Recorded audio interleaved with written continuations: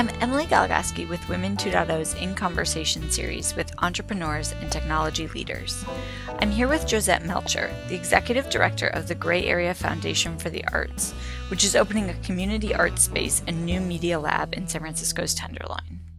We have the Resident Artist Program, we have a new media program, we have the Gray Area Gallery, and then we have the Beacon program, which is our new media program. We also have just launched or will be launching in 2 months, a children's computer art programming class, which is really exciting. The types of media art that we specifically talk about, media art could be anything using media. I mean, it's kind of an umbrella term for video. It could be video, it could be photo. It's anything that's using a digital means to create something. The things that we're more interested within the foundation are data visualizations, software-based work. So it's not, I wouldn't really say it was media work, it's more like software-based artwork, which is our little niche here, I think, in San Francisco. I can talk specifically about some works that we represent. So I don't know if you've ever seen Flight Patterns by Aaron Koblin. It's a data visualization of a day of flight patterns. And there's also another artist, Camille Utterback, that creates interactive installations. So there'll be a camera above you and it'll sense your movements and the painting. You can basically interact with the painting in front of you. So these are more software-based work. It's actually artists that are engineers that are working with code. They're creating pieces that are either interactive or data visualization or sound-based. So it's a little bit different than the umbrella term of media arts. How did you choose the new location for the Gray Area Gallery? The facts that people don't know, which are that the Tenderloin has the highest density of families and children, and growing up myself, I was never exposed to the arts. Like, my school didn't have the means to have an arts program. My family never traveled. I had never stepped foot in a museum until I left for college. And so that hit a place in my heart that I was just like, I really want to do this. This is so much more than just owning a gallery and having a great, giving artists a space to work. This is so much more that we can offer to people. And so for the past 2 years, I've been working on developing this space. It hasn't been used for any other purpose since, it's been a porn theater since the 20s. So it has been defunct for about 5 years, and that in and of itself is a statement. Us transforming a porn theater into an art gallery resident artist program is, I think, profound in and of itself. Bringing that positive energy of the arts here and available to the families and children that are here in this low-income neighborhood. We are going to be working with partners like the Boys and Girls Club and the YMCA and TNDC and NOMNIC and all of these people to allow their communities that are already entrenched with them, because they've already been working in the Tenderloin for over 20 years. We want them to be able to come into the gallery and to create programming based on what their needs are. So we really want to leverage the community partners.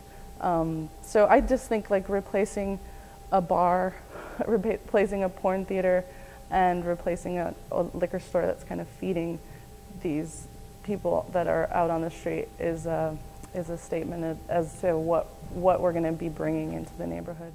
In growing the gallery, what are some mistakes you've made? The most frustrating is having to move, because I've had 3 different locations, and so I think that's been the most frustrating. And now we're actually we found our home, and it's really exciting. But I've had 3 different iterations of the gallery, and that's only because I didn't work with the city close enough, and I didn't do enough research, and I didn't find the right partners. And so now I've been able to leverage the community, the city, and everyone, and work really closely to make sure that the place is up to code, and I'm not investing more and more money into the spaces. I just would really urge people to do research before leasing space. I started out directly out of college, had never leased a space in my life besides my apartments. What are your foundation and its partners going to be doing to improve local arts education for kids? We've been working with the Boys and Girls Club, and we're talking with them about the age groups and learning cycles of children. So below 8 years old, the children are interested in the process, so they'd be the ones that would potentially be collecting the data that the older groups would be using. So for example, the 8-year-olds would be going out and taking digital cameras and collecting photos, and then they would be able to go on Flickr and tag them and categorize them, so having them think about organizing information.